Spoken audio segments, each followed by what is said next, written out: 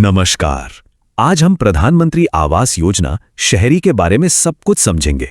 मतलब step by step जानेंगे कि कैसे अप्लाई करना है ताकि अपने घर का सपना पूरा हो सके। चलिए सीधे बात करते हैं उस सरकारी मदद की जो घर बनाने के लिए मिल सकती है, पूरे 2.5 लाख रुपए। देखते हैं ये कैसे मुमकिन है।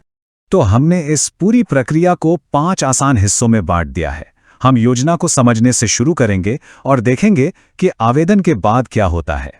तो सबसे पहले ये जानना बहुत जरूरी है कि आखिर ये पीएमए शहरी योजना है क्या और ये काम कैसे करती है।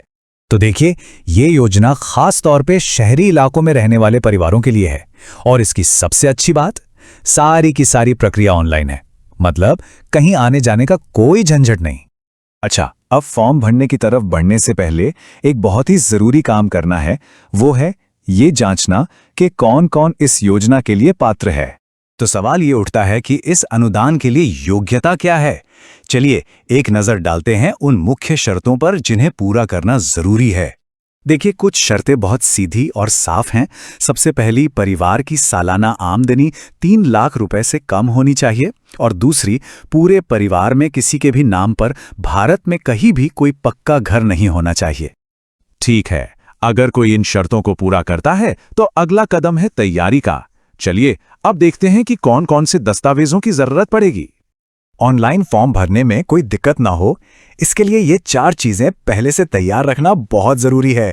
सबके आधार कार्ड, इनकम सर्टिफिकेट, जमीन के कागजात और बैंक अकाउंट की पूरी जानकारी।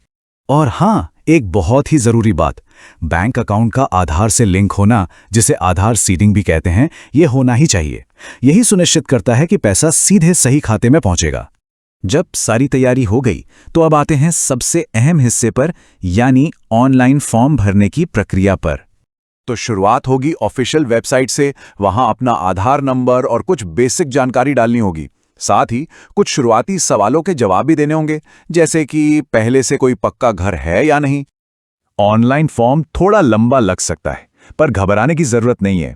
यह बस कुछ सेक्शन में बटा हुआ है जिसमें आवेदक, परिवार और जमीन से जुड़ी जानकारी मांगी जाती है। ये स्लाइड एक तरह से पूरे फॉर्म का निचोड़ है। इसमें पर्सनल जानकारी, परिवार के सदस्यों की जानकारी और मौजूदा घर की स्थिति जैसी जरूरी बातें भरनी होती हैं। एक और काम की टिप, फॉर्म में जिस भी खाने के आगे लाल रंग का तारा यानी स्टार बना हो, उसे भरना जरूरी है। उसे खाली नहीं छोड़ सकते। बाकी जैसे पैन नंबर अगर लागू नहीं होता तो उसे छोड़ा जा सकता है। फॉर्म के आखिरी हिस्से में अपना पता, जहां घर बनाना है वहां का पता और जमीन के कागजात अपलोड करने होंगे। इसके बाद बैंक अकाउंट नंबर और आईएफएससी कोड डालना है। सब कुछ एक बार अच्छे से चेक करके ओटीपी के साथ सबमिट कर देना है। ये बात गांठ बांध लेनी है। फाइनल सबमिट बटन दबाने से पहले बैंक अकाउंट की डिटेल्स को 2 बार जरूर जांच लें।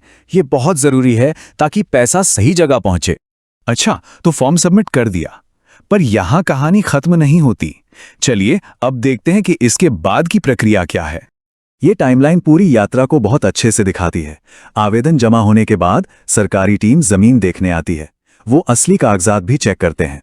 अगर सब कुछ सही पाया गया तो आवेदन मंजूर हो जाता है और 2.5 लाख रुपए सीधे बैंक खाते में आ जाते हैं। तो जो सबसे बड़ी बात याद रखने वाली है वो ये है कि ऑनलाइन अप्लाई करने के बाद एक फिजिकल वेरिफिकेशन होता है और उसी के बाद फाइनल मंजूरी मिलती है। इस पूरी प्रक्रिया को समझने के बाद एक नया घर बनाने का रास्ता काफी साफ नजर आता है। तो सोचने वाली बात बस ये है, क्या परिवार के नए घर की नींव रखने का यही सही समय है?